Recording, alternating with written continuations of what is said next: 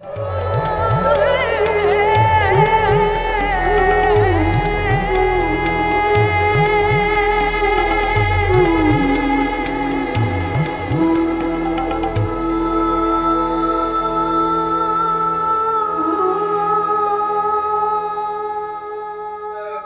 من میں بہت دن سے یہ سوال تھا کہ میں آپ سے یہ پوچھوں یا سمجھوں کہ جس لکھنؤ کی ہم اتنی بات سنتے ہیں، اور ظاہر سے طور پر ایک نوابین کا لکھنؤ تھا، اس کے بعد ایک ہمارا لکھنؤ ہے، تو میں یہ جاننا چاہوں گا کہ آپ کا لکھنؤ کیسا تھا جس میں آپ نے آنکھیں کھولی، آپ جوان ہوئے؟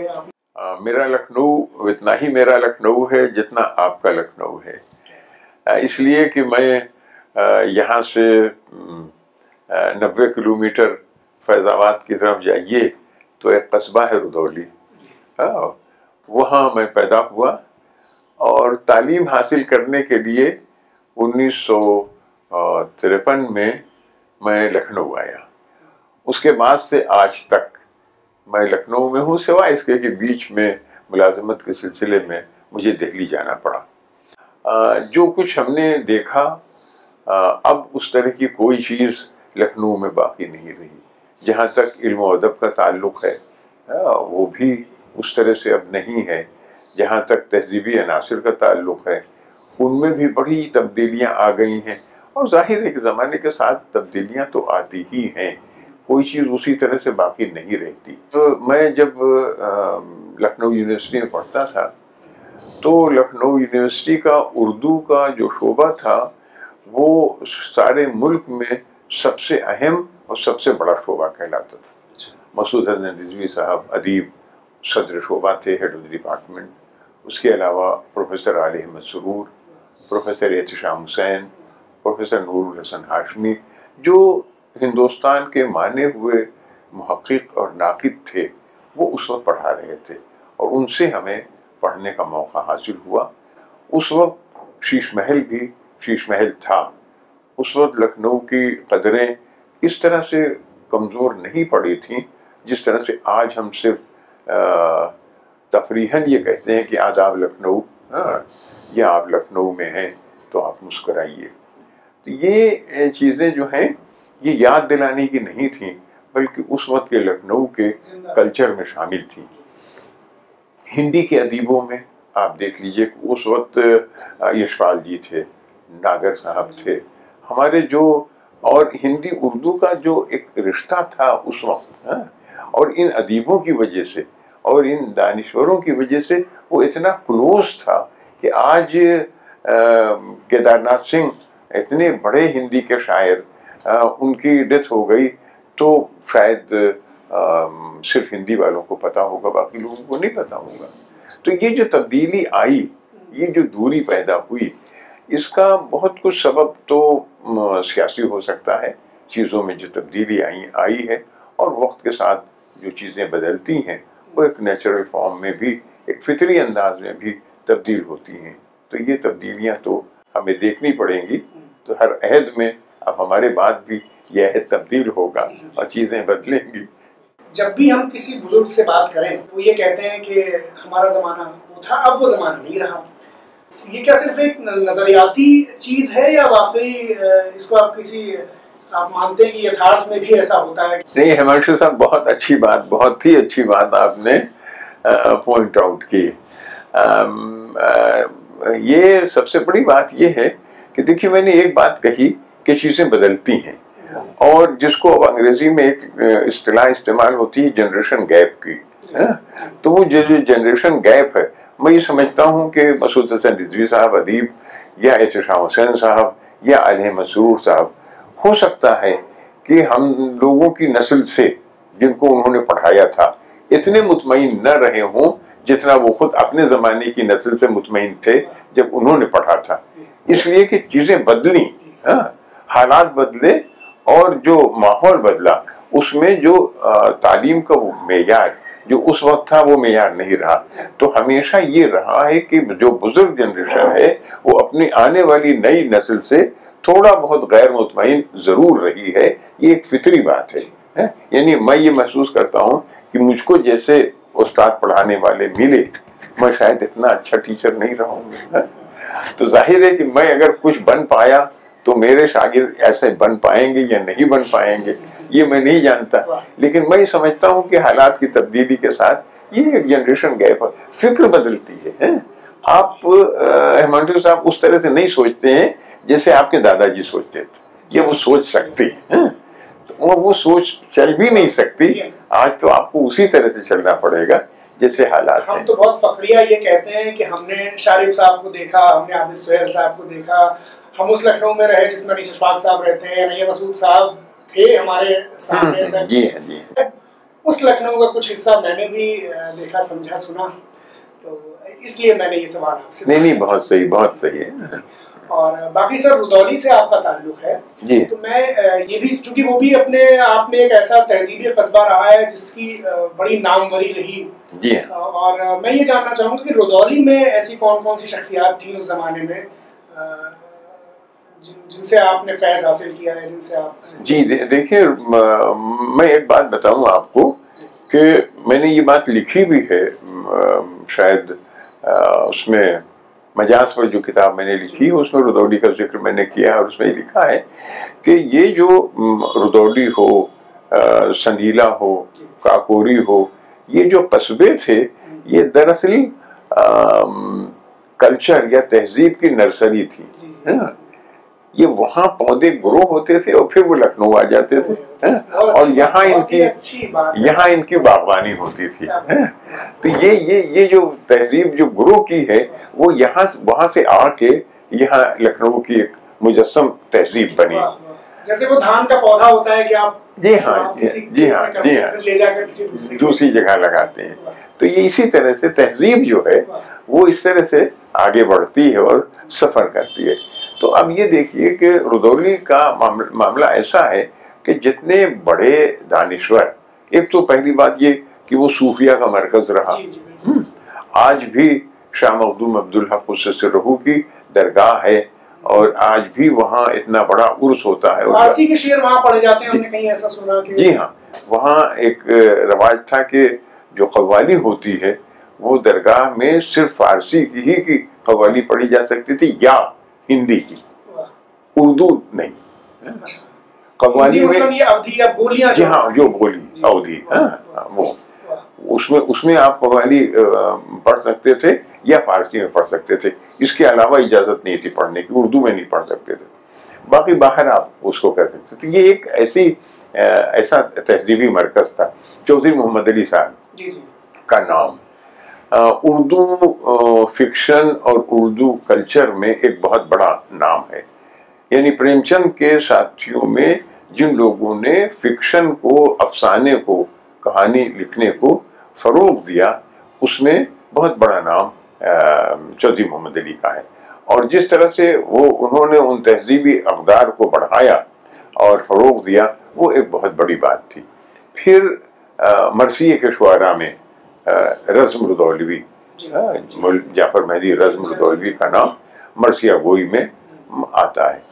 پھر ایک نام بہت بڑا مجاز کا آپ لیتے ہیں اور آپ کہتے ہیں مجاز لکھنوی، بیچارہ پیدا تو لکھنؤ رودولی میں ہوا اور اب اس کو لکھنؤ لا کے اس کو لکھنوی بنا دیجیے آپ، تو مجاز وہیں پیدا ہوئے، تعلیم ان کی رودولی میں شروع ہوئی، اور پھر جیسے ایک چھوٹے قصبے میں بہت زیادہ سہولت تعلیم کی نہیں ہوتی ہے اور ماں باپ اپنے بچوں کو بہتر تعلیم دینا چاہتے ہیں، تو اس میں مجاز بھی آگرے گئے، پھر آگرے سے علی گڑھ آئے اور علی گڑھ سے پھر لکھنؤ آئے، تو اس طرح سے ہم لوگ بھی اسی طرح سے تعلیم کے سلسلے میں شہروں بھٹکتے رہے ہیں۔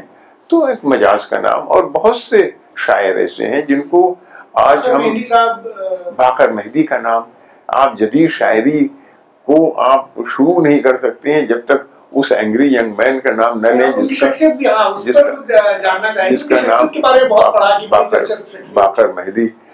دلچسپ شخصیت یہ تھی کہ بہت پڑھے لکھے تھے، اور یہ نہیں برداشت تھا ان کو کہ ان کے سامنے آپ کوئی غلط ریفرنس دے دیں یا کوئی غلط بات کہہ دیں یا آپ کسی کی برائی کر دیں، آپ ان کے پاس جائیں اور آپ وہاں جا کے میری برائی کریں اور اس کے بعد آپ چلے آئیے، تھوڑی دیر میں وہ رکشہ کر کے میرے پاس آئیں گے کہ ہمانشو آیا تھا اور یہ کہہ رہا تھا. تو یہ مطلب ایک بہت اچھی اور بہت پڑھے لکھے آدمی تھے. اکنامکس کے میں تھے, بامبے چلے گئے اور ظاہری کو بامبے ہی میں رہے پھر. اور یہ پورا خانوادہ بہت اچھے شعراء کا تھا. اس میں زیبا رودولوی کا نام آتا ہے, اچھے غزل گو اور اچھے مرثیہ گو تھے زیبا رودولوی. تو یہ لوگ سب ظاہر ہے کہ ادھر ادھر ہو جاتے ہیں, تتر بتر ہو جاتے ہیں. تو ایک بہت بڑا تہذیبی مرکز تھا. محرم, ہولی, دیوالی, دیوکلی کا میلہ, یہ سب ہماری تہذیب کے جز تھے, جس میں کبھی ایسا نہیں ہوا کہ ہندو اور مسلمان الگ ہوں. مجھے آج بھی یاد ہے کہ ہولی کے دن میرے دادا باہر کمرے میں اپنے دھلے کپڑے صاف بہت اچھے پہن کے بیٹھتے تھے اور پورا محلہ ان سے آتا تھا 11 بجے تک, 11:30 بجے تک وہ ان کے ساتھ ہولی میں شریک رہتے تھے. اور اس کے بعد آ کے نہا دھو کے جیسے سب ہوتے تھے, شام کو پھر ان کے گھروں پر مبارکباد کے لیے جاتے تھے ملنے کے لیے. یہ رسم تھی, یہ رواج تھا جس میں ہم لوگوں کی پرورش ہوئی. تو وہ ایسا کلچر تھا. صوفیہ کے مزار تھے, ایک شیخ سیاح کا مزار, ایک شیخ صفی کا مزار رودولی میں. تو یہ جو مزارات تھے یہ سبق ہی یہی پڑھاتے ہیں کہ انسان ایک ہے. دھرموں میں تقسیم کر دو لیکن وہ ہے ایک انسان. اس کی محبت, اس کی دوستی, اس کے غم, اس کی تکلیفیں سب ایک طرح سے ہیں, اس میں فرق نہیں ہے. اس لیے ان کو تقسیم مت کرو. یہ تھا. جب آپ ادب کی طرف آئے, رودولی میں یہ سفر شروع ہو گیا تھا یا لکھنؤ کا جو ادبی ماحول تھا اس سے یہ تحریک ملی کی؟ نہیں, یہ تو رودولی ہی سے یہ سفر شروع ہو گیا تھا. پھر چونکہ میں تعلیم کے سلسلے میں لکھنؤ بعد میں آیا اور انٹرمیڈیٹ میں نے پاس کیا کانپور سے. کانپور میں بہت اچھا حلقہ شعراء کا تھا, ہندی اور اردو دونوں. یہ ایک خاص بات ہے کہ میں ہمیشہ ہندی اردو شاعروں کے ساتھ اور ادیبوں کے ساتھ رہا ہوں. تو میں ہندی اردو کے جو شاعر تھے ان کا ایک کانپور میں حلقہ تھا, اور وہ ہر 2-3 مہینے پر ایک دوسرے کے ساتھ مل کے بیٹھتے تھے اور وہ ہوتے تھے. تو اسی میں بھی تھوڑا سا زیادہ شعر و شاعری میں پڑھا. پھر انٹر کے بعد میں لکھنؤ آ گیا. یہ ترقی پسندوں کی طرف آپ کیسے راغب ہوئے پھر؟ اب میں اس وقت 7ویں درجے کا طالب علم تھا جب آزادی ملی, اور آزادی ملتے ہی جس طرح کی آفت و قیامت اور قتل و غارت گری شروع ہوئی وہ کسی کے بھی دل کو ہلا دینے والی تھی. اب اس وقت جن لوگوں نے اس کے خلاف قلم اٹھایا وہ سب ترقی پسند ادیب تھے. کرش چند, راجن سنگھ بیدی, عصمت چغتائی, سجاد ظہیر, یہ ساحر لدھیانوی, وامق جون پوری, سردار جعفری, ان کی نظمیں, ان کے افسانے, ان کے ڈرامے. آج بھی مجھے عصمت چغتائی کا ڈرامہ دھانی باقیں میں نے 1947 میں پڑھا تھا یا 48 میں پڑھا ہوگا, آج بھی مجھے یاد ہے. کتنا زبردست ڈرامہ تھا, اور کس طرح سے وہ محبتوں کو ابھارتے تھے. یہ نہیں ہے آج کی فلموں کی طرح سے نہیں, معاف کیجیے گا, جو نفرت پیدا کرتی ہیں اور دکھلاتی ہیں کہ وہ نفرت کے خلاف ہیں, جو سیکس کا پروپیگنڈا کرتی ہیں اور دکھلاتی ہیں کہ وہ سیکس کے خلاف ہیں. نہیں, انہوں نے واقعتاً اس دوستی اور محبت کو اپنے قلم کے ذریعے بڑھایا اور یہ احساس دلایا کہ ادب اور ادیب کا قلم جو ہے وہ کم طاقت نہیں رکھتا. یہ ایک بہت بڑی بات ہے, اور یہ ہمارے ذہنوں کو سب سے زیادہ متاثر ان چیزوں نے کیا. ہم نے اس وقت آپ کے بنگالی شعراء کو پڑھا, ہم نے اس وقت آپ کو ناظم حکمت ترکی کا باغی شاعر, اس کے بارے میں ہم نے پڑھا. تو یہ تھا. اس سے جو ہم نے سیکھا وہ یہ تھا کہ ہم ابھی 9ویں درجے میں پڑھتے تھے کہ PW کی میٹنگ میں لکھنؤ آ جاتے تھے سویبن بیرو روڈ پر عالم سرور صاحب کے ہاں جو میٹنگ ہوتی تھی، بعض وقت اس میں باہر کھڑے ہوتے تھے. تو اس طرح سے جو دیکھیے جو انسانیت کی بات کرتا ہے، ٹھیک ہے عشق کی بات تو ہم کرتے ہیں، ہمیں بہت اچھی لگتی ہے. تصور کی دنیا ہمارے لیے ایلڈورڈو سجی ہوئی بہت خوبصورت لگتی ہے، وہ چاہے جیسی ہو. جو لیکن جو انسانیت کے فروغ کی بات کرتا ہے، جو یہ چاہتا ہے کہ آج کا ماحول درست ہو، آج پرامن طریقے پر آپ سانس لے سکیں، آج آپ کے بچوں کا اور آپ کے خاندان کا تحفظ ہو، ان کو جان و مال کا خطرہ نہ ہو، آپ اچھی طرح خوش خرم زندگی گزار سکیں، آپ کی اتنی آمدنی ہو. یہ کیا تھا؟ یہ سب کچھ نظریہ تھا ترقی پسندوں کا، جس کو وہ لے کر چلے تھے. مذہب کے نام پر ہم تقسیم نہ ہوں، سب سے بڑا مذہب کے نام پر ہم تقسیم نہ ہوں. یہ اچھا مذہب بھی ہمیں تقسیم نہیں سکھاتا، ہاں مولوی ضرور تقسیم کرتے ہیں. مجاز نے اپنی زندگی کا آخری مشاعرہ جو انہوں نے پڑھا، اس کے کنوینر آپ تھے، اردو طالب علم کی کانفرنس تھی. جی ہاں جی. مجاز کے بارے میں جس چیز کی بار بار جس چیز کا ذکر ہوتا ہے کہ ایک طریقے سے انہوں نے اپنی تباہی کے آثار بنائے، اور جس طرح سے وہ پھر ان کی دردناک موت ہوئی. اور لیکن آپ کو کیا لگتا ہے کہ اس ایک رویے سے مجاز کو بچایا جا سکتا تھا؟ نہیں دیکھیے، میں یہ سمجھتا ہوں کہ وہ ایک عجیب و غریب زمانہ تھا جس میں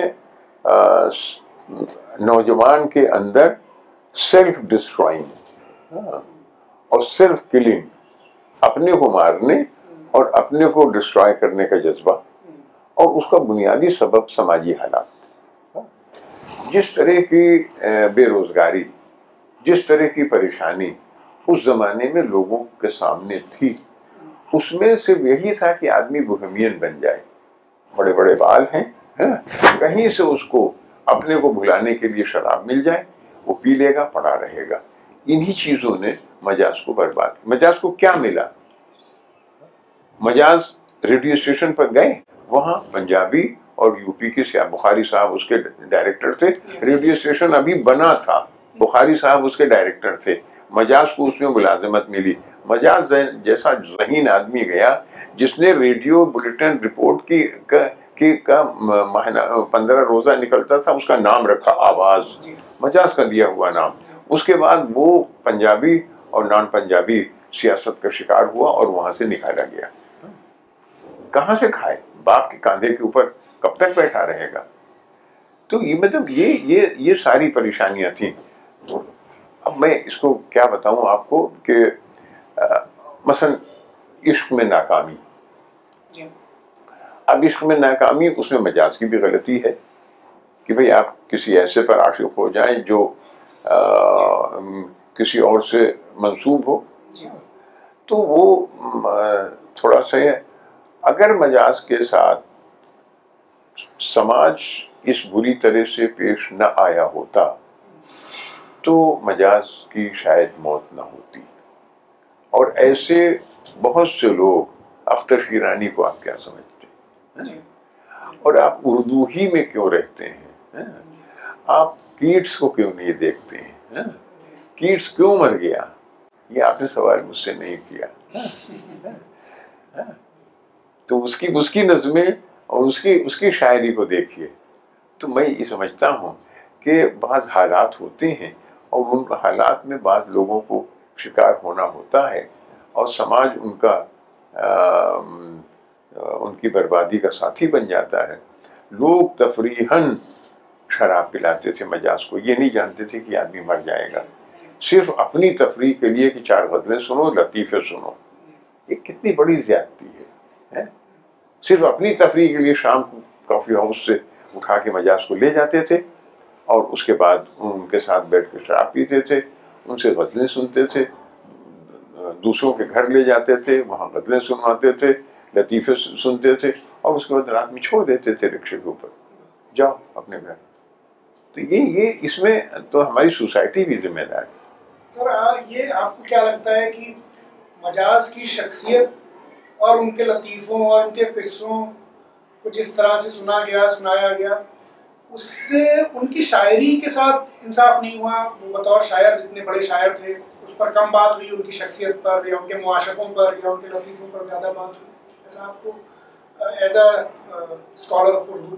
نہیں, یہ صحیح ہے کہ مجاز کی شاعری پر کم بات ہوئی, ان کے لطیفوں پر اور ان کی زندگی کے دوسرے حالات پر, ان کے عشق پر زیادہ بات ہوئی. جو سیریل بنا وہ بھی ان کی عشق کو اور ان کے لطیفوں کو ہائی لائٹ کرنے کے لیے, ان کی زندگی کو ہائی لائٹ کرنے کے لیے بنا.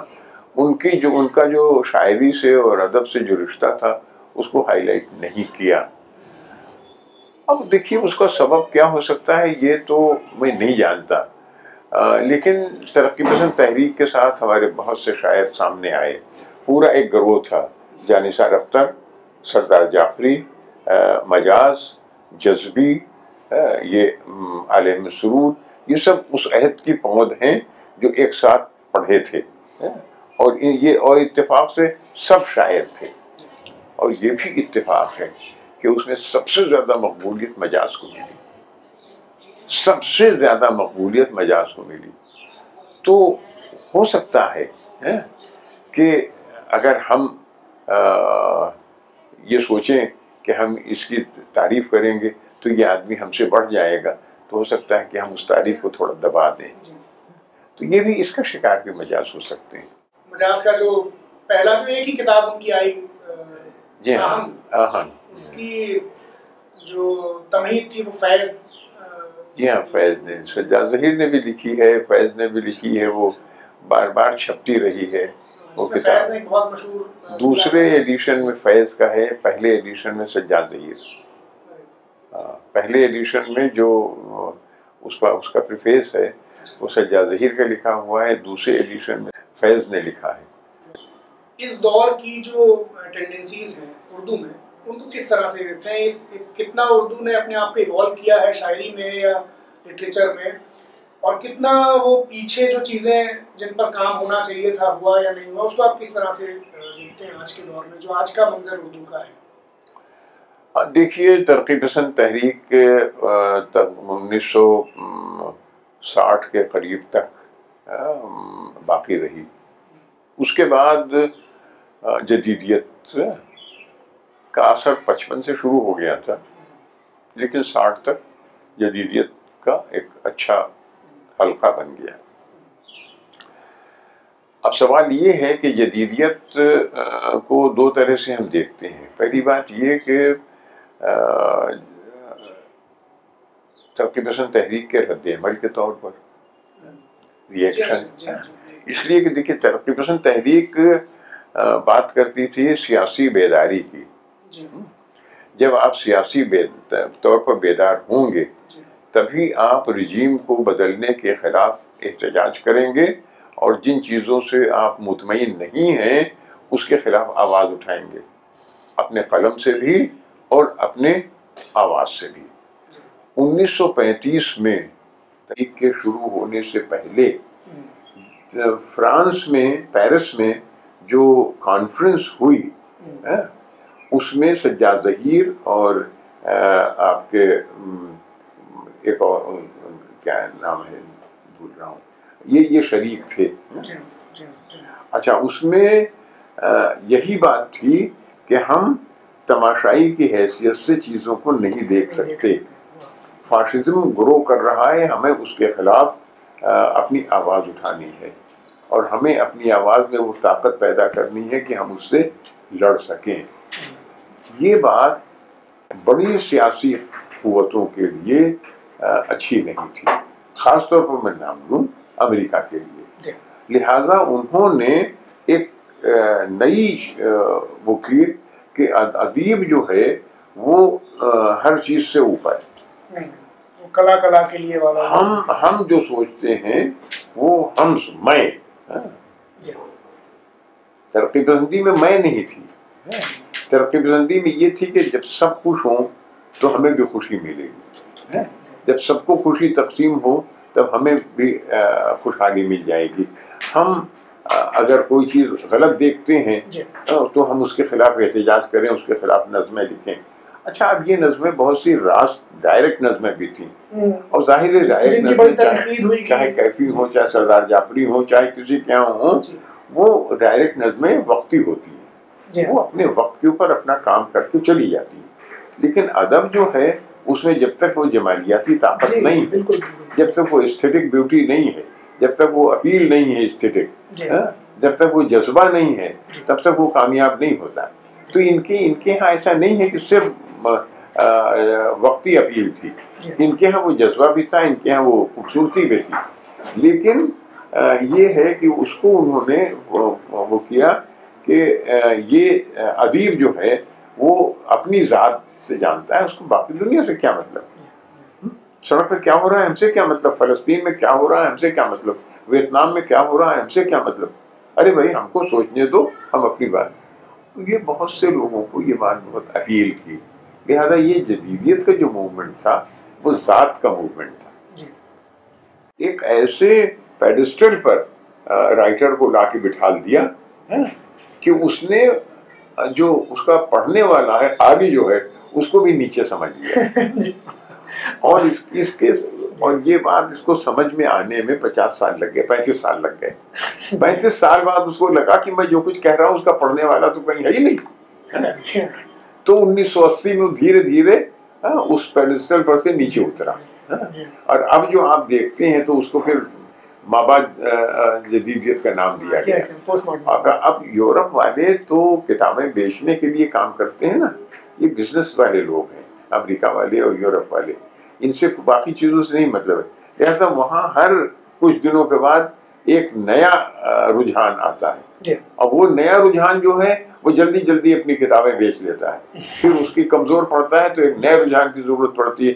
لہذا یہ جدیدیت کے بعد مابعد جدیدیت ہے، یہ پوسٹ ماڈرنزم. اور اب اس وقت پوسٹ ماڈرنزم کا زمانہ ہے، پوسٹ ماڈرنزم، مابعد جدیدیت. تو وہ مابعد جدیدیت جو ہے اس پر آدمی کیا لکھ رہا ہے. اپنے یہاں اگر آپ اردو کو دیکھیں تو میں یہ سمجھتا ہوں کہ بہت کچھ وہ انسانیت اور زندگی کی طرف واپس آیا ہے. جس کو ترقی پسند کہتے تھے وہ اپنے کو ترقی پسند کے اس لیول پر نہ لے جائے کہ وہ مارکسسٹ کہلائے، یہ کہ وہ کسی لیفٹ پارٹی سے اپنے کو جوڑ لے. لیکن اب ادیب یہ ضرور سمجھتا ہے کہ ہماری ایک آواز ہونی چاہیے، اور زندگی میں اگر کوئی غلط بات ہو رہی ہے تو ہمیں اس کے خلاف آواز اٹھانے کا حق ہے، اور ہمیں اس پر آواز اٹھانی چاہیے.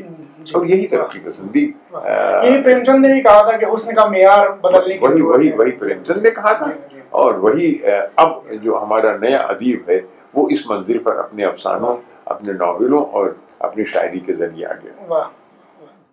آپ سے یہ جاننا ہے کہ جس جگہ پر ابھی ہم بیٹھے ہیں یہاں، یہ شعا فاطمہ پبلک انٹر کالج، کس نیت سے اس اسکول کو شروع کیا تھا، اس کو ذرا سا اگر آپ بتا پائیں. نہیں دیکھیے، میری ایک بچی تھی جس کا نام شعا فاطمہ تھا. وہ ایم یو میں پڑھ رہی تھی، اسٹوڈنٹ تھی، لکھنؤ آئی ہوئی تھی. یہاں اس کو جانڈس ہوئی اور جانڈس میں اس کی ڈیتھ ہو گئی. تو وہ اپنا آنرس تو اس نے کر لیا تھا، ایم اے کا فارم اس کے سرہانے رکھا ہوا تھا، وہ نہیں جمع ہوا تھا کہ اس کو ایم اے کرنا تھا، انگریزی میں وہ ایم اے کرنا چاہتی تھی. تو پھر اچھا میں نے یہ محسوس کیا کہ میری ایک لڑکی اپنی خواہش کے مطابق نہیں پڑھ سکی، تو ہم یہ کیوں نہ کوشش کریں کہ ہم ان تمام لڑکیوں کو جو پڑھنا چاہتی ہیں اور اپنی خواہش کے مطابق نہیں پڑھ سکتی ہیں ان کو ہم پڑھائیں. تو اس طرح سے ہم نے یہ سوچا کہ اس کی یاد میں ایک اسکول قائم کریں. تو 1996 میں ہم ریٹائر بھی نہیں ہوئے تھے، اپنے گھر میں علی گنج میں ہم نے ایک چھوٹا سا اسکول قائم کر دیا تھا. پھر جب مجھے یہاں ریٹائرمنٹ کے بعد آنا ہوا تو ہم لوگوں نے ایک یہ زمین لے کے ہم نے کہا کہ یہ اس میں ایک ہم ایسے علاقے میں زمین، ہم کہیں بھی زمین اس وقت دے سکتے تھے اور کسی بہت اچھے پاش علاقے میں بھی اسکول کھول سکتے تھے، لیکن ہمارا مقصد تھا کہ ہم تعلیم کو غریب بچوں تک لے کے جائیں. ہم نے ساری زندگی پڑھایا، ہماری بیوی نے ساری زندگی پڑھایا. وہ دلی یونیورسٹی میں پروفیسر تھیں، ہیڈ آف ڈپارٹمنٹ تھی، وہاں سے ریٹائر ہوئی. میں جواہر لال نہرو یونیورسٹی میں تھا، وہاں سے ریٹائر ہوا. تو یہ تھا کہ ہم لوگ تعلیم ہی کی طرف رجوع کریں. تو ایک یہ جو پچھڑا ہوا علاقہ ہمیں ملا، تو ہم نے یہاں زمین لے کے اور ایک چھوٹی سی بلڈنگ سے یہ اسکول شروع کیا. اور ظاہر ہے کہ آج دیکھیے بہت بڑے بڑے اسکول ہیں، لیکن ان اسکولوں کا بنیادی مقصد ہوتا ہے کاروبار. ہمارا مقصد کاروبار نہیں تھا، اس لیے ہم نے اپنے اسکول میں کم سے کم فیس رکھی اور ان کو پڑھنے کے لیے زیادہ سے زیادہ سہولت دی. یعنی اگر وہ فیس نہیں دے سکتے ہیں تب بھی وہ آرام سے عزت کے ساتھ وہ یہاں آئیں اور پڑھیں. ہم نے یہاں ہمیں 4 برس لگے ہمانشو صاحب. علاقے کے لوگ لڑکیوں کو پڑھانے پر تیار نہیں تھے، کہتے تھے کہ نہیں ہم لڑکی کو نہیں بھیجیں گے. ان کو ہمیں بیوی جا جا کے ان کے گھروں کے اوپر ان کو کنونس کرتی رہی، ہم آتے ہیں ہم بیٹھتے ہیں تم اپنی لڑکیوں کو بھیجو. تب ذرا سے یہاں کے اوپر ماحول بنا اور لڑکیوں نے آنا شروع کیا. تو یہ اسکول جو ہم نے 5 بچوں سے علی گنج میں شروع کیا تھا اور 11 بچوں سے یہ فضل اللہ گنج میں شروع کیا کیشو نگر میں. آپ کے جب ہم یہاں اس اسکول کو لائے تو 11 بچے تھے. وہ آج آپ کے اطلاع کے مطابق 1000 سے زیادہ بچے ہمارے یہاں پڑھتے ہیں. اور جتنی سہولت غریب بچوں کو ہم دے سکتے ہیں، یعنی وہ فیس نہ دیں، جو پڑھیں، کتابیں نہیں ہیں ہم ان کو کتابیں دیتے ہیں، ان کا ڈریس نہیں ہے ہم ان کو ڈریس دیتے ہیں، لیکن وہ آئیں اور پڑھیں. اور اب تک ہمیں یہ کامیابی ملی کہ وہ بچے جو جھگیوں سے آتے ہیں، ان بچوں نے ہائی اسکول اور انٹرمیڈیٹ کا رزلٹ فرسٹ ڈویژن دیا، 80% تک دیا اور کامیاب رہے. آج بھی وہ اسی روایت کے اوپر قائم ہیں. تو دراصل یہ تھا، شوق تھا کہ جس کی ایک بچی کی تعلیم پوری نہیں ہوئی تو باقی بچے جو ہیں وہ تعلیم حاصل کر لیں. جو آج کل کا ماحول ہے، اگر آپ پچھلے 4-5 سال میں دیکھیں تو اردو اور ہندی کے کئی سارے ادیب، جن میں سے بہت سارے لوگ آپ کے بہت عزیز دوست تھے، وہ ہمارے بیچ نہیں رہے. عابد سہیل صاحب ہوں، نیر مسعود صاحب ہوں، ملیزہ منظور احمد صاحب ہوں، مدرا راکشس جی ہوں، ابھی انور جلال پوری صاحب ہوں، یہ سارے کے سارے لوگ تو ایک بھرا پورا لکھنؤ وہ جیسا بھی تھا وہ خالی ہوتا جا رہا ہے. تو یہ احساس بہت تکلیف دہ ہے. لیکن ظاہر ہے کہ اب یہ تو ایک حقیقت ہے کہ جو آیا ہے اس کو جانا ہے. پیسے نہیں کہ بہت آگے گئے، باقی جو ہے تیار بیٹھے ہیں. یہ پتہ رہا ہے، یہ اتفاق ہے کہ لکھنؤ جن ناموں سے پہچانا جاتا تھا وہ نام خالی ہو گئے. اور اب باقی کچھ وقت لگے گا. یہ نہیں ہے کہ لکھنؤ خالی رہے گا.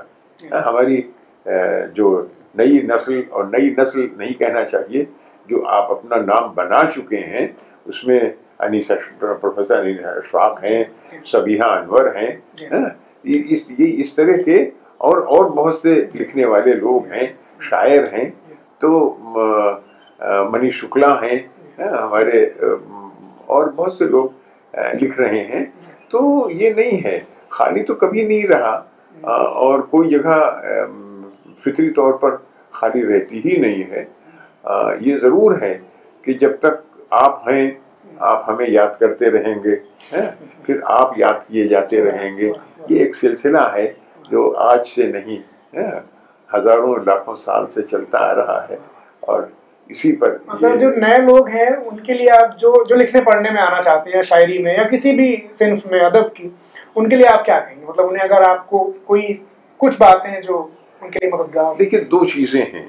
ایک نئے لکھنے والوں میں ایک خرابی در آئی ہے، اور وہ آپ کی انٹرنیٹ کی سہولت ہے کہ انہوں نے کتاب پڑھنی چھوڑ دی. اگر انہیں کچھ کرنا ہے انہوں نے انٹرنیٹ آن کیا، 4 کوٹیشنز انٹرنیٹ سے لیے اور جا کے تحریر کر دی، یا جا کے انہوں نے مضمون لکھ کے پڑھ دیا. یہ نہیں ہونا چاہیے. جب تک وہ مطالعہ نہیں کرتے اور زیادہ سے زیادہ، اور اگر آپ کلاسکس کا مطالعہ نہیں کریں گے، کلاسکس کی اسٹڈی نہیں کریں گے تو آپ کو زبان نہیں آئے گی، آپ ان چیزوں کو جان نہیں سکیں گے یہ. اور اس میں سمجھتا ہوں کہ ہمارے ٹیچرز کی ذمہ داری زیادہ ہے، جو اس وقت یونیورسٹیز میں پڑھا رہے ہیں، یہ کالجوں میں پڑھا رہے ہیں، وہ اردو پڑھا رہے ہوں یا ہندی پڑھا رہے ہوں یا انگریزی پڑھا رہے ہوں، کوئی بھی زبان جو پڑھا رہے ہیں، ان سب کی ذمہ داری ہے کہ طالب علم کتاب پڑھنے کی عادت ڈالے.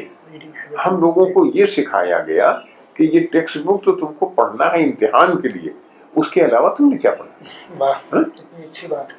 کون سی کتاب لائبریری سے لائے؟ تمہارا لائبریری کارڈ کہاں ہے؟ اور آپ یقین جانیے کہ ہم لوگوں کا یہ تھا کہ لائبریری میں کوئی نئی کتاب آئے تو یہ کمپٹیشن رہتا تھا کہ کون اس کو پہلے نکالے گا، کون اس کو پہلے نکالے گا. بعض وقت ہم لوگوں کو کام کرنے میں یہ ہوتا تھا کہ ہمارے پاس طالب علموں کو 2 کتابیں ملتی تھی، ٹیچرز کو 5 کتابیں ملتی تھی، تو اپنی کتابیں تو 2 لے آئے، اس کے بعد احتشام صاحب سے کہتے تھے سر اپنے کارڈ کو نکال دیجیے 2 کتابیں. تو یہ سلسلہ نہیں رہا. تو جب تک ہم بیس نہیں بنائیں، جب تک ہم ادب کو، کلچر کو، ہسٹری کو قاعدے سے پڑھیں گے نہیں، اس میں اتر کے نہیں دیکھیں گے، تب تک دیکھیے نہ آپ شاعری سمجھ پائیں گے، نہ آپ ادب کا گیان حاصل کر پائیں گے. یہ بہت ضروری ہے. ہاں آپ کو نوکری مل جائے گی، انٹرویو کے آپ جواب دھڑا دھڑ دے دیں گے، لیکن سب سے بڑی چیز جو ہے کہ آپ کے اندر کیا ہے اور آپ کیا سمجھ رکھتے ہیں. آج قصیدے کی ایک اصطلاح، آج قصیدے کی ایک علامت، آج جدید شاعری کی ایک علامت کو انٹرپریٹ کرنا جو ہے وہ اس وقت تک نہیں آئے گا جب تک آپ اس پوری تحریک سے اور اس پورے اس سے واقف نہیں. آپ جب تک ہندی سے واقف نہیں ہیں تب تک آپ کی اردو جانی جو ہے وہ مکمل نہیں ہے. جب تک آپ انگریزی ادب سے واقف نہیں ہیں تب تک آپ اردو کے بہت اچھے ادیب نہیں ہو سکتے.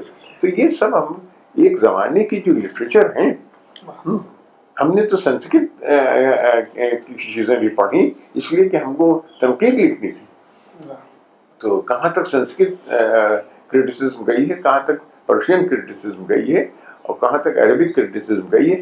سورس ہمارا انگریزی رہا. ظاہر ہے کہ ہم سنسکرت ڈائریکٹ نہیں پڑھ سکتے تھے، عربک ڈائریکٹ نہیں پڑھ سکتے تھے، سورس ہمارا انگریزی رہا. لیکن یہ ضروری ہے ایمانشو صاحب، یہ نئی نسل اگر اپنے مطالعے پر زور نہیں دیتی تو پھر وہ آگے کی نسل کی تربیت نہیں کر پائے گی. بہت شکریہ شاہد صاحب. مجاز کا ایک شعر ہے، زمانے سے آگے تو بڑھیے مجاز، زمانے کو آگے بڑھانا بھی ہے.